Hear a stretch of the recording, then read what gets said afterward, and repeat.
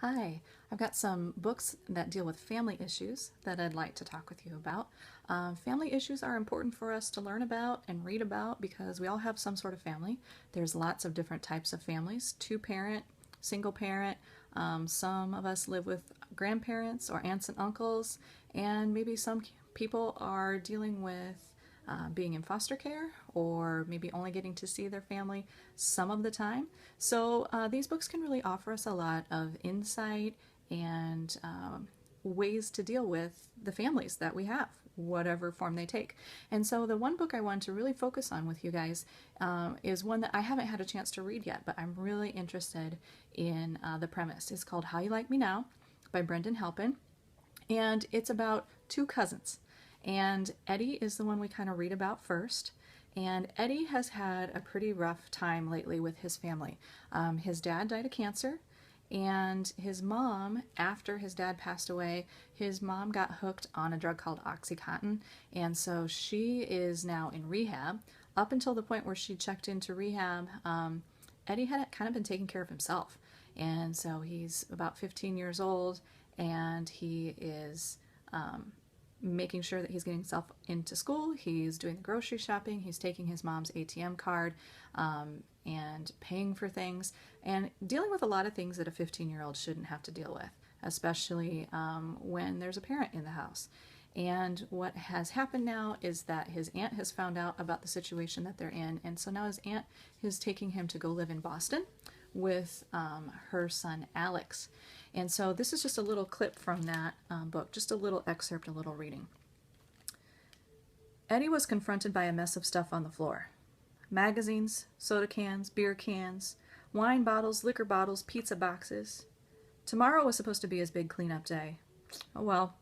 He walked past the kitchen and saw the dishes he hadn't done and never would. He walked into his room.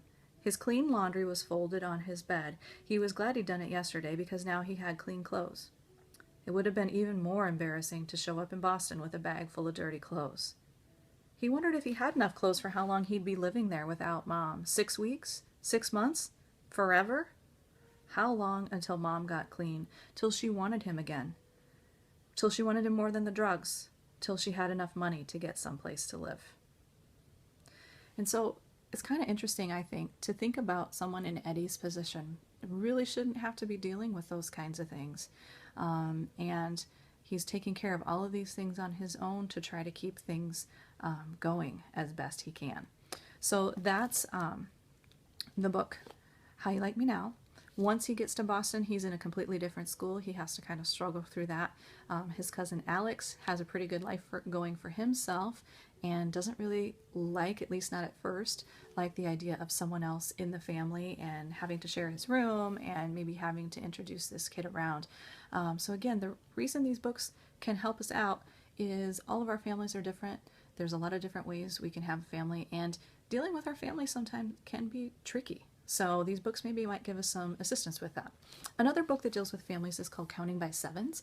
This is a story of a girl named Willow. Her adoptive parents die in an accident, and then she has to navigate her way through the foster care system.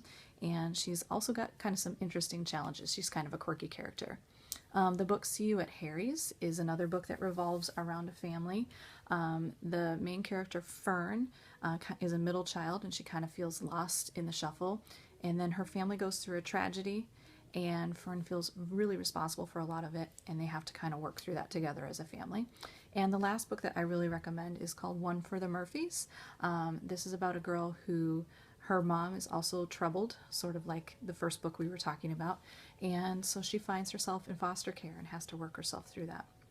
So books about families are really great for us to read about. We have a lot of them in our library. There's all kinds of variety there, a lot of drama, and things that are really interesting, and a lot of things that maybe we can apply to our own lives. So I highly suggest you try one of these books out, maybe give them a read, and see what you think.